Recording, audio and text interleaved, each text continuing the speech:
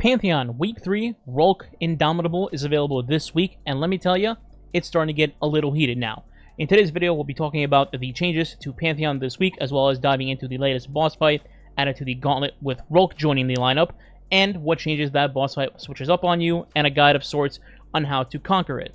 Before we talk about Rhulk, it needs to be mentioned that Shaxx has a new quest for you this week. In fact, you have to go pick it up, otherwise it will not allow you to start Rhulk Indomitable. The quest itself is actually going to be a game changer for some people, as it will allow you to purchase a raid exotic at the end of this week's gauntlet, which means anyone who is missing Conditional Finality, Touch of Malice, As of Tomorrow, Collective Obligation, or 1000 Voices can guarantee themselves that weapon by beating Pantheon. Now let's move on to the activity itself. This week's modifier is once again Class Warfare. For those of you that missed it last time, Class Warfare is a damage buff that you can apply to yourself and your fire team by using your class ability, and this stacks up to 3 times. This is of course accomplished very easily, just by using 3 people who have a dodge or a class ability during a damage phase, and then it can be alternated by the other 3 people further into a damage phase, and it's about as close to a free damage buff as you're going to get, and should absolutely be utilized. For this week's surges, many believe that it was actually going to be Strand and Arc Surge this week, but Bungie decided to throw a curveball, and instead they made it Stasis and Arc Surge. This will dictate what kind of loadouts you can use, at least in your heavy slot,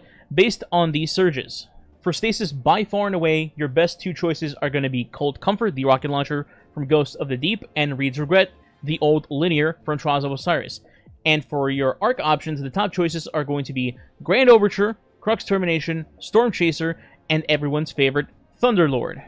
And yeah, I know, Thunderlord isn't a DPS weapon, blah blah blah, we get it. But if someone is a fresh or a brand new player and they don't own any of these other above endgame level content weapon drops, then at the very least they can go to the Hall of Champions and get a free Thunderlord from Shaxx and utilize that with Divinity to put at least some damage on the board instead of using some useless weapon like Salvation's Grip.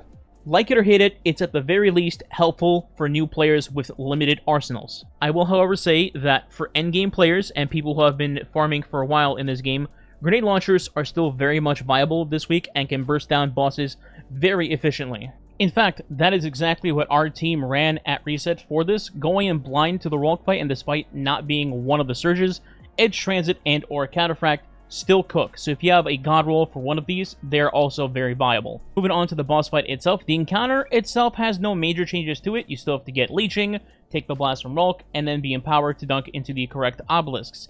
That part of the fight is exactly the same. The noticeable changes to this fight is actually the enemy variety. First, the abominations that normally spawn into the arena, yeah, those are now tormentors, and you're going to want to deal with them before they just yeet somebody off of the map. Hunters with Lucky Pants in particular are fantastic at this, but if you're a Titan or Warlock, you can use Forerunner to not only break their arms, but also stagger the tormentor until they're eventually killed. Outside of that, there are also wizards that spawn into the arena occasionally during the Taken Wave spawns, and they will absolutely blast you if you are not paying attention, so keep an eye out for them. Just one more thing to touch up on the first half of the boss fight. I think Ad Clear here is very pivotal because there's a ton of stuff going on. There's wizards spawning in, there's snipers spawning in, there's scions that multiply 800 million times, so if you let them just continue to run rampant, you can easily die. Because of this, I feel like at least a couple of people on the team should have some sort of crowd control weapons on them. For example, in the footage, you'll be seeing me use Forbearance, and it absolutely shreds. Besides just being a good god tier weapon on its own right, it also is Arc Surge, so that helps, and clearly it takes care of the waves as Chain Reaction blows up any clones the Scions make, and also you make a bunch of orbs. But you can also use things like Zulies, or Trinity Ghoul, or Sunshot, etc., depending on the rest of your loadout. As long as you have somebody on crowd control, you should be fine. That covers the first half of the boss fight. Once you've made your 6 dunks, it's time to move on to Rhulk. Or should I say, the Rhulks, because now you have to deal with 2 Rhulks in this boss fight. Once you start doing the simple process, the Slender Man looking ass will spawn in, and he is not killable, and he will stay the entire boss phase. So you have no choice but to deal with this baby Shadow Rhulk somehow. So the bad news is, he will never leave until damage is done. The good news is, he is slightly less annoying than actual Rhulk. The Shadow Rhulk can only walk around and try to kick you into oblivion. He does not have the dash attack or the blast attack that actual Rhulk has. Because of this, you can apply what I dub as the baby strat, where you can baby either both Rhulks at once, or 2 players can take 1 Rhulk each, and then babysit them throughout the arena while the rest of the team calls out for symbols and dunks and able to break the actual Rhulk's limbs. For real Rhulk, the process is you get in his face and wait for him to activate his dash attack, once the animation's ready, you simply just run towards Rhulk, and he will swing right through you and not cause any damage. And you can keep doing this until all his limbs are broken. Baby Rhulk, on the other hand, is a bit more simplistic. You just keep walking around the arena and make sure he can't catch you. Remember, he has no actual powers, so he would just casually walk at you menacingly in the hopes of kicking you in the face, and you can take advantage of that. Lastly, I would like to talk about the final stand phase for this boss fight. Now, I want to preface this by saying it's literally day 1 as I am making this, so it being out barely half a day is limited experience. So if I happen to misinterpret something, feel free to correct me if something ends up being different than what I think. Anyway, to prepare for Rhulk's final stand, I would recommend that players actually get Rhulk very low, but not actually push him into final stand. This way, you can do another rotation, re-up on your heavy ammo, and then head back to damage Rhulk and instantly put him into final stand.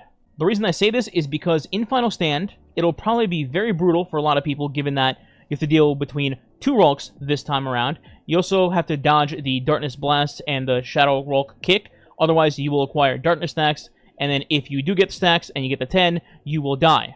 So because of that, I feel like staying in one singular place the entire damage phase is probably not ideal for most teams. Additionally, and this is not confirmed, but it is a theory being floated around, if you head into final stand and one person gets the 10 Darkness stacks, not only do you die, but also your entire team will die as well. This is still day 1, so I'm going off of only what I've seen and heard. So if someone can confirm otherwise, please feel free to comment below with that.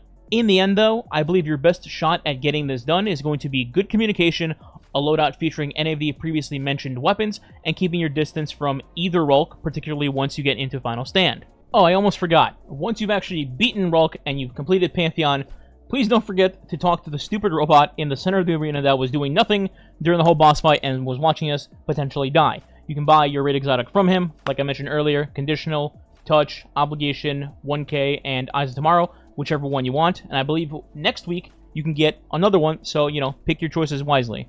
If there are any big developments that could help this boss fight, I'll be sure to report back on it. But in the meantime, if you enjoyed this video, please consider subscribing today. It does help the channel grow and is much appreciated while we're on the way to 40k. And if you want to go the extra mile, you can leave a like or comment below as well. If you don't know what to comment, you can leave Rhulk as the comment. Thanks for watching. I'll see you next week.